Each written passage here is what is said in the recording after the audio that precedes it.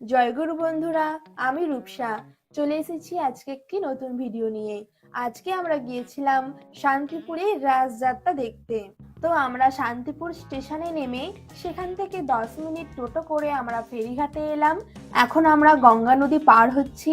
এরপরেই আমরা টোটো ধরে যাদের বাড়িতে আমাদের থাকার বন্দোবস্ত হয়েছে, মানে আমাদের একটি গুরু ভাই, তাদের বাড়িতেই আমরা থাকবো। তারাই আমাদেরকে টোটো পাঠিয়ে দিয়েছে। তাদের টোটো ধরেই আমরা তাদের বাড়িতে পৌঁছে যাব। টোটো তো অলরেডি এসে দাঁড়িয়েই আছে এখানে।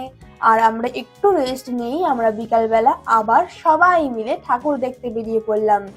আজকের ভিডিওটা সবার জন্য তো অবশ্যই, কিন্তু স্পেশালি সব থেকে তাদের জন্য যারা কোনো দিনও শান্তিপুরের রাজ দেখেননি। এখান থেকেই আমাদের আজ ঠাকুর দেখা শুরু হবে। আমরা যে জেঠুদের বাড়িতে আছি, সেই জেঠুই আমাদের পুরো প্যান্ডেল নিখুঁতভাবে ঘুরিয়ে দেখাবেন। তো চলুন আর দেরি না করে পুরো ভিডিওটা দেখা যাক। রাস উৎসব শান্তিপুরের যেখান থেকে শুরু হয় রাস, সেই গল্পে আমি যাচ্ছি না। মূলত বিগ্রহ বাড়ি, সেখান থেকে শান্তিপুরে অনেক বিগ্রহ বাড়ি আছে। প্রথম রাস উৎসব শুরু করেছিলেন অদ্বৈত মহাপ্রভু, মানে যিনি যাকে বলা হয় গৌর আনা অদ্বৈত মহাপ্রভু, গৌরাঙ্গকে তিনি এনেছিলেন সাধন করে। যে কৃষ্ণের যে বাণী যদা যদা হি ধর্মস্য গ্লানির্ভবতি ভারত অভ্যুত্থানম অধর্মস্য তদাত্মানম সৃজাম্যহম, এই যে বাণীটা আছে গীতার, যে যখন যখন ধর্মের গ্লানি হয় তখন তখন আমি নিজেকে সৃষ্টি করি এবং উদিত হই এবং ধর্ম সংস্থাপন করি এবং মানে পাপীদেরকে সংহার করি। তাই যখন আমাদের সমাজ মুসলিম রাজত্বের ফলে যখন সমাজ কলুষিত হয়ে যাচ্ছে, মানে হাজার হাজার লোক যখন হিন্দুত্ব ছেড়ে দিয়ে অন্য ধর্ম গ্রহণ করছেন, তখন মহাপ্রভুকে আনার জন্য অদ্বৈত মহাপ্রভু মানে সাধনা করেছিলেন, কৃষ্ণের সাধনা, যে তুমি কবে আসবে আবার, এখন কি তোমার আসার সময় হয়নি।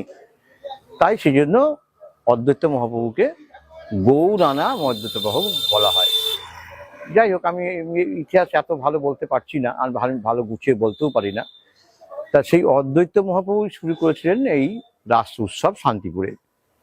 তাকে কেন্দ্র করেই এই রাস উৎসব হয়। তারপর অদ্বৈত মহাপ্রভুর অবর্তমানে তার যে সন্তানাদি ছিলেন তার এক একটা করে বিগ্রহ বাড়ি। যেমনি অদ্বৈত মহাপ্রভুর বড় ছেলে যে বাড়ি থাকতেন সেই বাড়ির নাম হচ্ছে বড় গোস্বামী বাড়ি।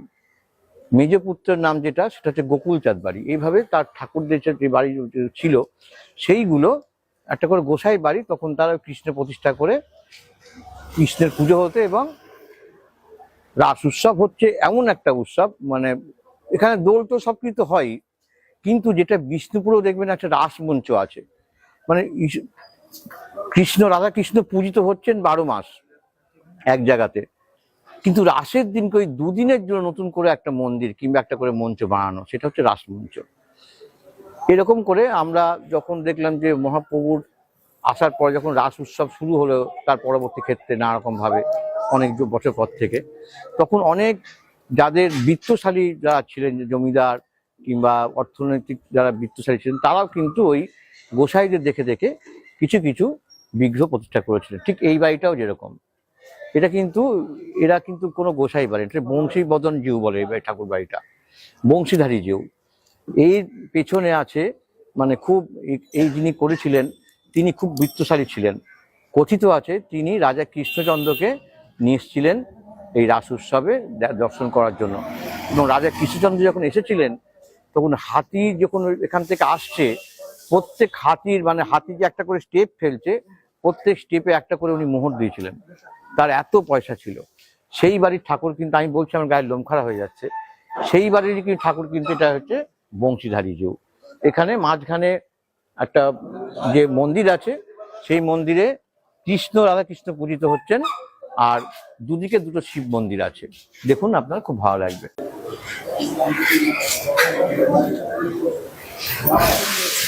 মহাপ্রভুর যে কীর্তন আন্দোলন, সেগুলো সব ইয়ে করে করে রয়েছে, মূর্তি করে সাজানো রয়েছে নানা রকম ভাবে, চারিদিক দিয়ে ঘেরা। এগুলো ভাঙা রাস বলে একটা যেটা হবে আগামীকাল, সেটা শোভাযাত্রা সহকারে বেরোবে। তার প্রস্তুতি এখন থেকে এইসব ঢাক চলে এসছে, তার প্রস্তুতি ওই মূর্তিগুলো বেরোবে। হ্যাঁ, এরকম করে করে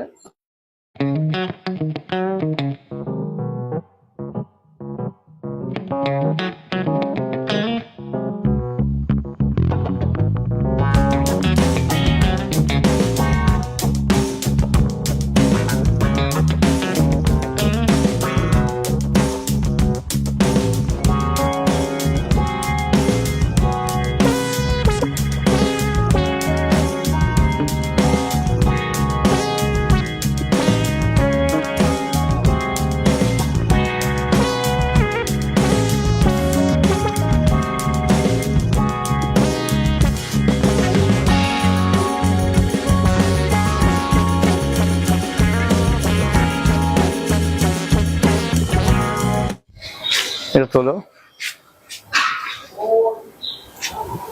এই যে হাওদাটা, এই হাওদা হচ্ছে, এখানে কথিত আছে রাধা কৃষ্ণ চেয়েছিলেন রাসের দিনকে, যে কৃষ্ণ চলে গেছিলেন বলে, তাই না কি একটা, আমি সেই গল্প আমি হয়তো ভুলে বলতে পারি, মানে রাই রাজা হয়েছিলেন।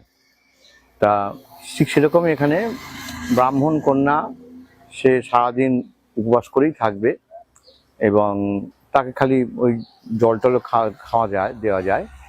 উপোস করে থেকে সুন্দরী কোনো নারীকে, কন্যাকে এখানে ওই সিংহাসনে বসিয়ে এই শোভাযাত্রা বেরোবে, এটাকে বলে রাই রাজা।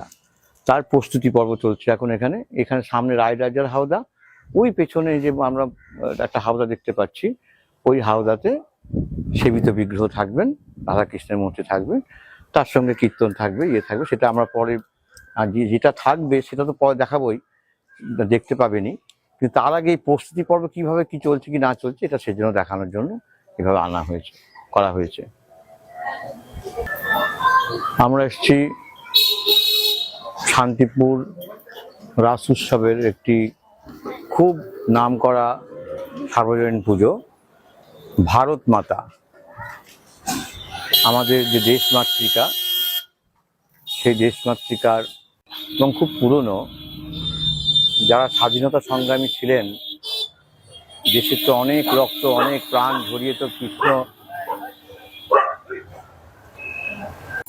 ওইদিকে নেতাজি আছেন, নেতাজি অস্ত্র চাইছেন দেশমাতৃকার কাছ থেকে, আর ভারত মাতা উনি ওই ডান হাত এবং দু হাত দিয়ে দেখুন অস্ত্র নেতাজিকে দিচ্ছে। এইটা মূর্তিটার মানে, এবং এই ভারত মাতা খুব পুরনো পুজো এবং খুব নামকরা, এবং শোভাযাত্রার ক্ষেত্রে ভারত মাতা অনেকবার শ্রেষ্ঠত্বের দাবি রেখেছে এবং দাবির শ্রেষ্ঠত্ব পুরস্কার পেয়েছে, এবং খুব ভালো। এবং এদের অনেক সোশ্যাল ওয়ার্কও থাকে, সামাজিক কাজ কারবার করেন এনারা, ভারত মাতার পূজা পরিষদ।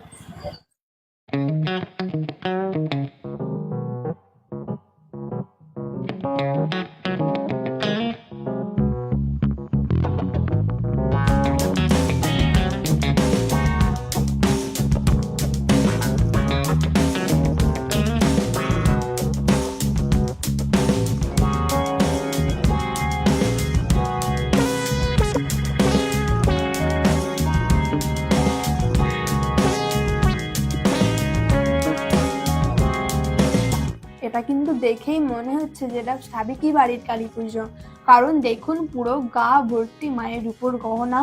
আর শুধু এই মায়ের জন্য নয়, এখানে প্রত্যেকটা ঠাকুরই সোনা এবং রূপোর গহনা দিয়ে একেবারে মোড়ানো।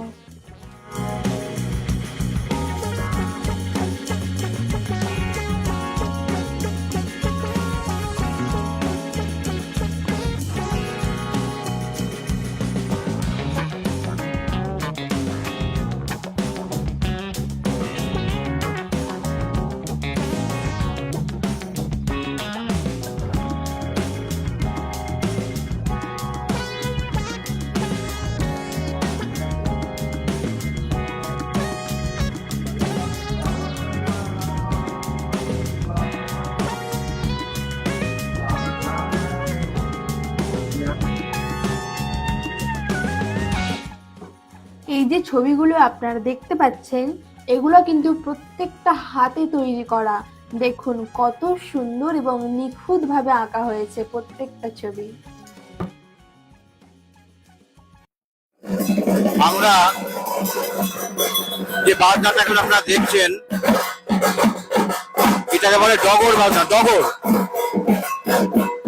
অন্যান্য বাজনায় যেমনি কানে খুব লাগে, এটা তার অসুবিধা হয় না।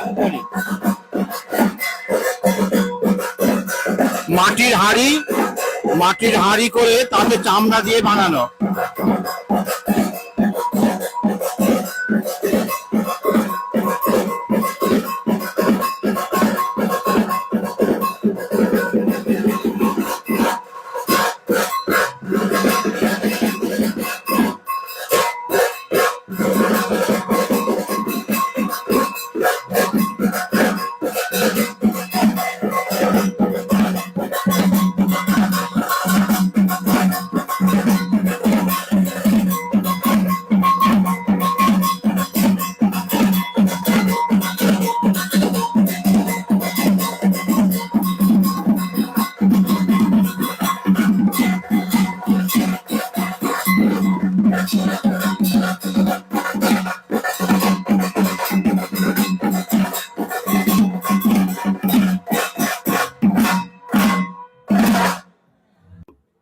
অনেক কিছু আমাদের পুরনো সংস্কৃতি হারিয়ে যাচ্ছে, তার মধ্যে ডগর একটা অন্যতম। এখনকার দিনে এই যে ডিজে বাজনার যুগে প্যাড নিয়ে মিছিল বেরোচ্ছে, এত আওয়াজ হয়, সে সামনে সারা পাড়া জানলা দরজা কাঁপে। কিন্তু এই যে ডগর, আপনার বাড়ি কোথায় দাদা? বর্ধমান। দেখুন, এরা বর্ধমান থেকে শান্তিপুরে এসছেন। মানে এই যে জিনিসটা, একটা মাটির হাঁড়ি, তাতে কিন্তু চামড়া দিয়ে বানানো, এটা কিন্তু কানে অতটা লাগে না। এবং ইনারা এখন বসে বাজাচ্ছেন, যখন বাজান তখন ধুতি টুতি পরে, আমি বলে আসিনি, ইনারা ধুতি পরে তারপরে শার্ট পরে, এটা ভ্রাম্যমান বাজনা হিসাবে যায়, বাজাতে বাজাতে বাজাতে যাবে, তার সঙ্গে কাশি থাকবে। এই ডগরটা এখন একদমই আমাদের, এই ডগরের যে বাজনা, এটা একমাত্র আমাদের বাংলাতে পাওয়া যায়, এবং সেটাও এখন খুব কমে গেছে। এখন ডগরের বাজনা পাওয়া যায়, যারা আমরা পুরনোপন্থী যারা আছি, আমরা যারা এই বাজনাকে ভালোবাসি, যারা চাই আমাদের ভারতীয় কালচার, কৃষ্টি, বাংলার কৃষ্টি কালচার থাকুক, আমরা এই ডগর বাজনাটাকে আমরা দিনটা দিন হারিয়ে ফেলছি। এখানে এই যে সরঞ্জিপাড়া যে ঠাকুর দেখছেন, এখানে ডগর থাকে। আর একটা ঠাকুর আছে পটেশ্বরী বাড়ি, সেখানে মনে হয় ডগর এবার ওরা পায়নি।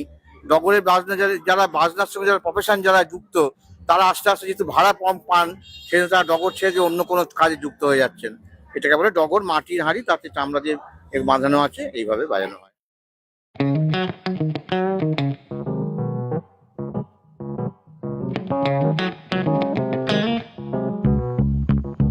আমরা তখন যেটা বলছিলাম যে শান্তিপুরের রাস উৎসবের একটা বিশেষ বৈশিষ্ট্য যে রাস মঞ্চ থাকে।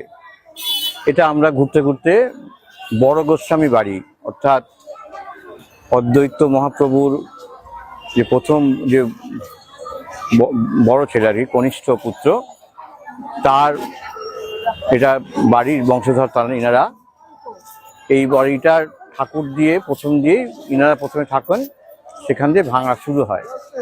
এইখানে এটা হচ্ছে রাসমঞ্চ, সাজানো হচ্ছে, দেখতে পাচ্ছেন আপনার কিভাবে সুন্দর সাজিয়েছে। ঠাকুর বিগ্রহ যেখানে আছে সেখানে আমি পরে যাচ্ছি আমরা। এইখানে কিন্তু সন্ধেবেলায় ঈশ্বর ঠাকুরের যে মূর্তি এখানে এসে বসানো হবে। এখানে তখন নিয়ে এসে তারপর এখানে পুজো হবে, ভোগ আরতি হবে, সবকিছু হবে। আবার রাত্রিবেলায় নিয়ে যাওয়া হবে। গতকাল এখানে হয়ে গেছে, এটা দুদিন, গতকাল হয়েছে, আজকে দ্বিতীয় দিন হবে, আর আগামী পরশু দিন হবে ভাঙারাস। তখন এখানে এটাই নানা রকম মূর্তি সহকারে, রায় সহকারে, না ভাঙারাসের বিষয়টা আবার পরে থাকবে, সেটা আপনার ভিডিওতে দেখতে পাবেন, সেগুলো করে আপনার বেরোবে। মানে এইটা হচ্ছে রাসমঞ্চ, এইটাই হচ্ছে শান্তিপুরের বৈশিষ্ট্য। রাস উৎসব, এই মন্দিরটা এই যে রং করা হয়েছে, এত সুন্দর সাজানো হয়েছে, খালি দুদিনের জন্য, বছরে দুদিন মাত্র দেবতা এই পূজিত বিগ্রহ এখানে আসেন। সন্ধ্যেবেলায় 6টা কি 5টায় ঠাকুরকে নিয়ে আসা হলো, 11টা পর্যন্ত থাকলেন, আবার চলে গেলেন। তার জন্য এই এত বড় জায়গা করে, এদিকে নাট মন্দির, এখানে কীর্তন হয় সামনে, এদিকে কখনো কবিয়ালের গান, কবির কীর্তন পরিবেশনের সামনে যে দেখছেন মাইক লাগানো আছে, হ্যাঁ, ঠাকুরের দিকে মুখ করে ওইসবগুলো হবে। এই গতকাল হয়েছে, আজকে হবে, আর আগামী পরশুদিন হচ্ছে ভাঙারাস, সেটা শোভাযাত্রা।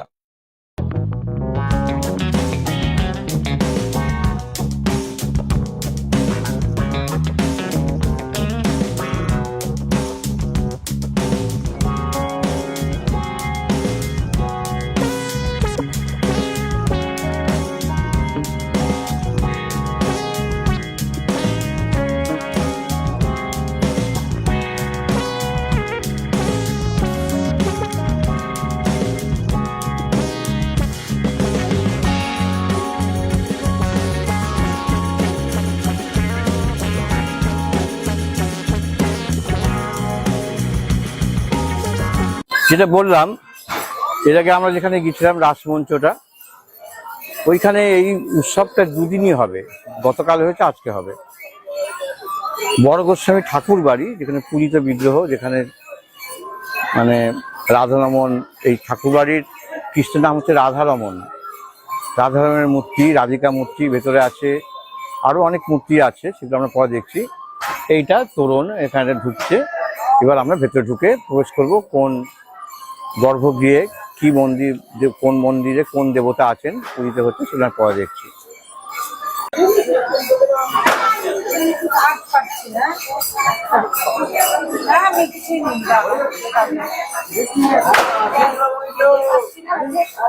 কাজ আমরা এবার এই মন্দিরের ভেতর ঢুকে পড়লাম। ওখানে ভিড় ছিল। এটা হচ্ছে এখানে ঝুলন মঞ্চ। এটা সেই মঞ্চে ঝুলন অনুষ্ঠিত হয়। ঝুলনের দিনকে এখানে ওই আমরা পরে দেখছি। এদিকে আসছি।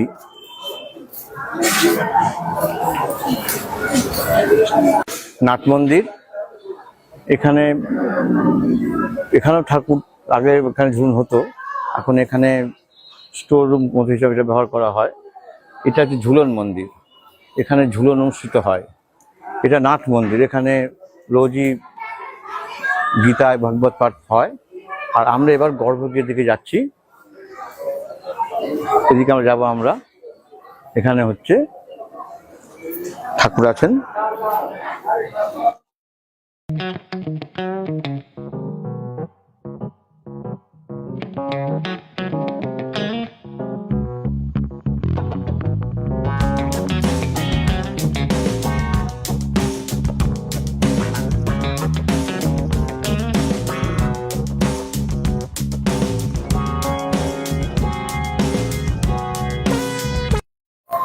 এই যে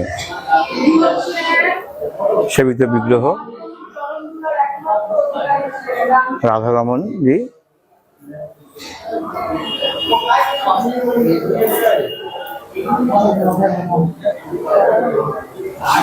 এদিকে অন্য মূর্তি আছে, এই যে রাধা মদন মোহন জিউ।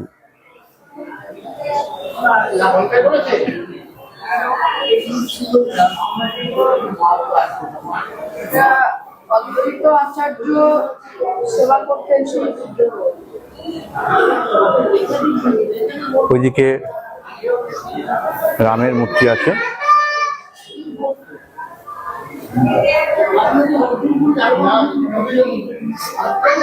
একটু সরে করো।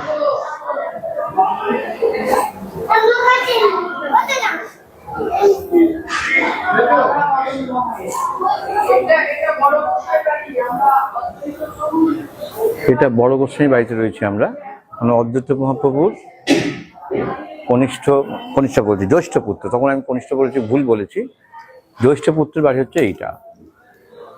এবং এখান থেকে শান্তিপুরের রাস উৎসবের ইনারাই নেতৃত্ব দেন। এই বড় গোস্বামী বাড়ি প্রথমে থাকে, তারপর অন্য বিগ্রহরা যাবে। এই বাড়ির বিগ্রহ সবার আগে আগে যায়, তারপর অন্য বিগ্রহ যায় আর কি। এইভাবে পরিবেশন যায়। এটা হচ্ছে রাধারমণের মূর্তি। ওদিকে আরো মন্দির আছে, আমরা ওখানে যাব। উপরে যে আমরা শুনলাম টানা পাখা, এটা টানা পাখা। এই টানলে পরে হাওয়া, এটা অন্য কোথাও নেই, এখন এই বাড়িতে রেখে দেওয়া হয়েছে। এটা ওই একজন টানলে পরে নিচে হাওয়া হয়। আগেকার দিনের যে টানা পাখা, যখন পাখা আবিষ্কার হয়নি তখনকার দিনের এই টানা পাখা। এটা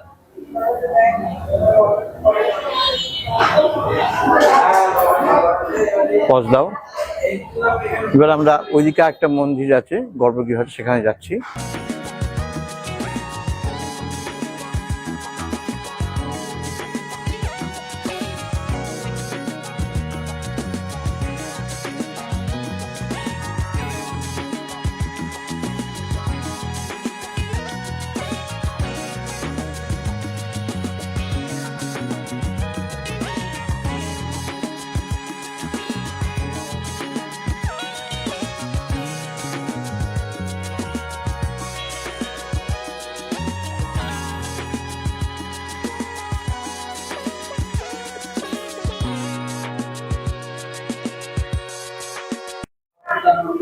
জগন্নাথ মূর্তি। তো তখন সর্বভুজের ছবিটা তুললে, যেটা বারোয়ারি চলছিল সার্বজনীন পুজো, তারই বিগ্রহ, ছবিটা বিগ্রহ মূলত 6টি হাত,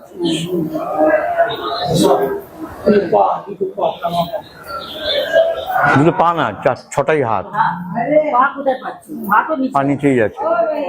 কৃষ্ণ, তারপর নারায়ণ আর ইয়ের মিশ্রণ আর কি। হ্যাঁ, 3 দেবতা, 3 দেবতার সঙ্গে।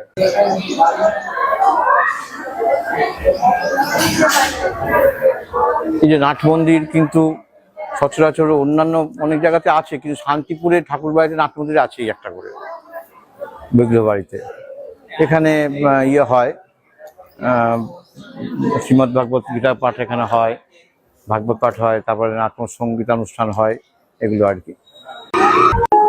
হ্যাঁ, এর আগে আমরা যেখানে গিয়েছিলাম সেটা হচ্ছে বড় গোস্বামী বাড়ি, মানে অদ্বৈত মহাপ্রভুর বড় ছেলের বাড়ি ছিল ওটা।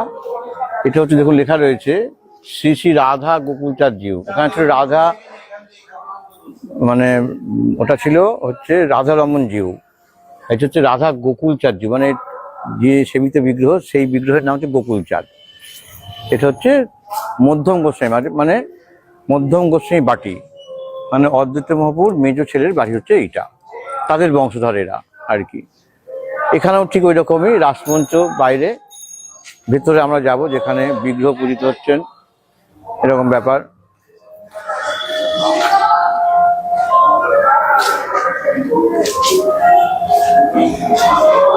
এখন ওখানে যেমনি ঠাকুর এখনো বসেননি, সন্ধ্যাটায় বসবেন, এখানেও তাই। এবার আমরা যাব যেখানে ঠাকুর পূজিত হচ্ছে, সেই ঘরে আমরা যাব। এটাই হচ্ছে শান্তিপুরের রাসের বৈশিষ্ট্য। এসো, গাড়িটা থাকুক।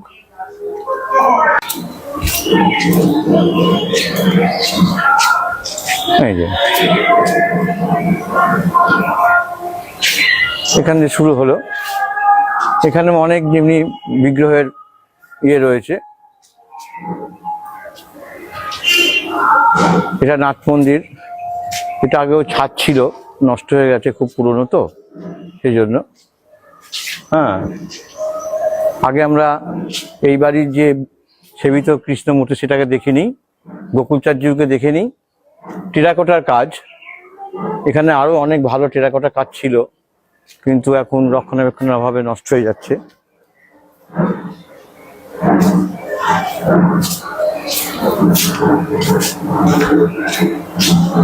আমরা উঠবো, এখানে উঠলে ছবিটা আরো ভালো নেওয়া যাবে।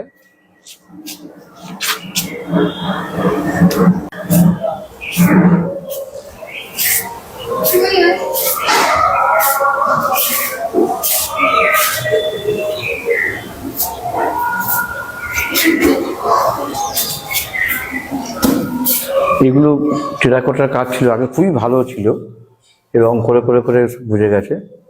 গোকুলচাঁদ মূর্তি এখানে ফাঁকা আছে, এখান থেকে নিতে পারো।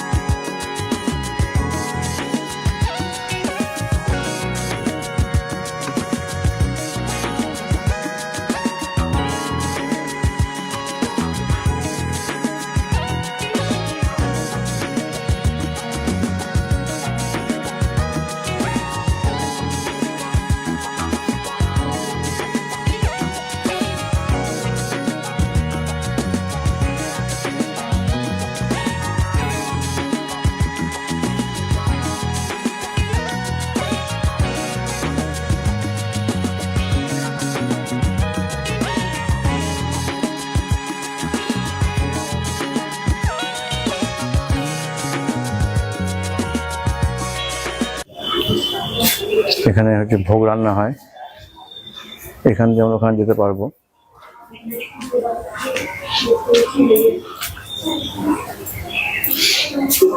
আরে বাবা, তো চেনা রাঁধুনি তো থেকে। এখানে আমরা যে খুব পুরনো মন্দির একসঙ্গেই আর কি, দেখুন কত বড় জগন্নাথ দেবের মূর্তি, তারপরে রঘুনাথের মূর্তি, পুরুষোত্তম রঘুনাথ।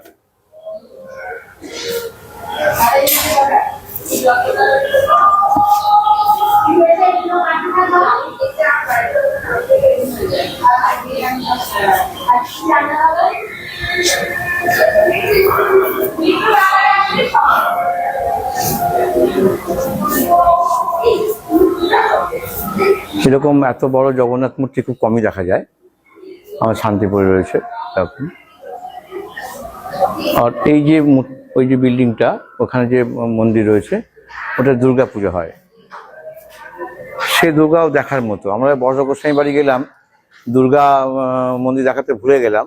ওখানে দুর্গা দেবী কাত্যায়নী পূজিত হন। হ্যাঁ, আর এটা হচ্ছে দুর্গা ঠাকুরের এখানে পূজিত হন।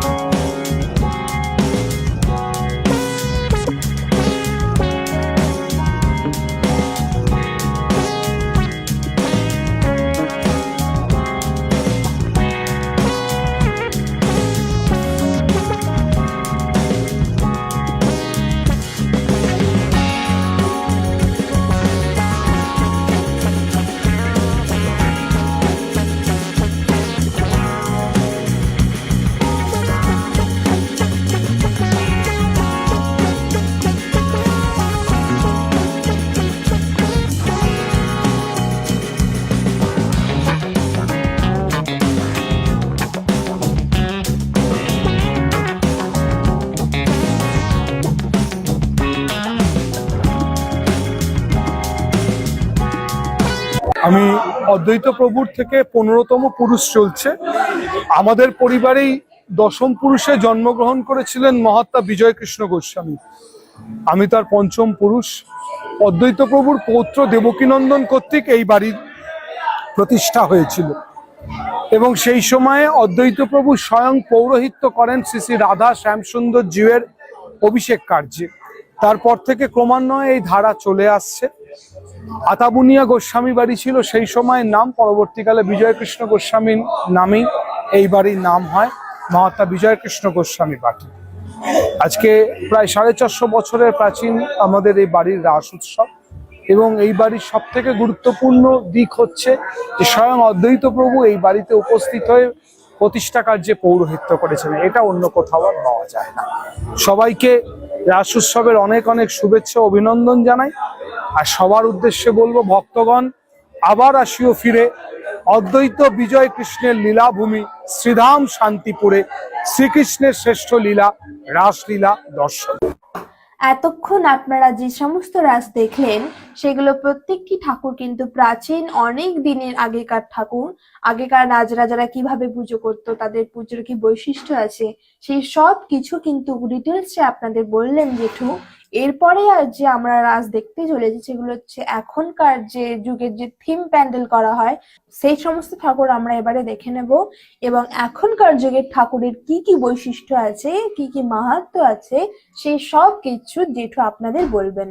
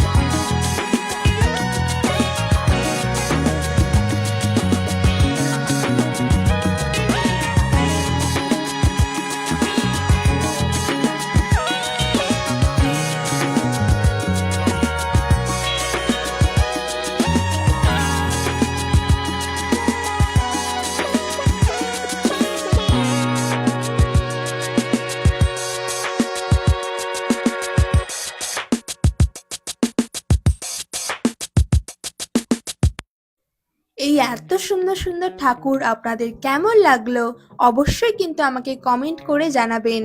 আর এই বনেদি বাড়ির বিগ্রহ ঠাকুর সেটাও আপনাদের কেমন লাগলো সেটাও কিন্তু আমাকে অবশ্যই একটা কমেন্ট করে জানাবেন। আর আপনাদের যদি পরের বছর এখানে আসতে ইচ্ছা হয় তাহলেও আমাকে জানাবেন কমেন্টে, আমি ঠিকানা দিয়ে দেব, সেখান থেকে দেখে আপনারা চলে আসতে পারবেন।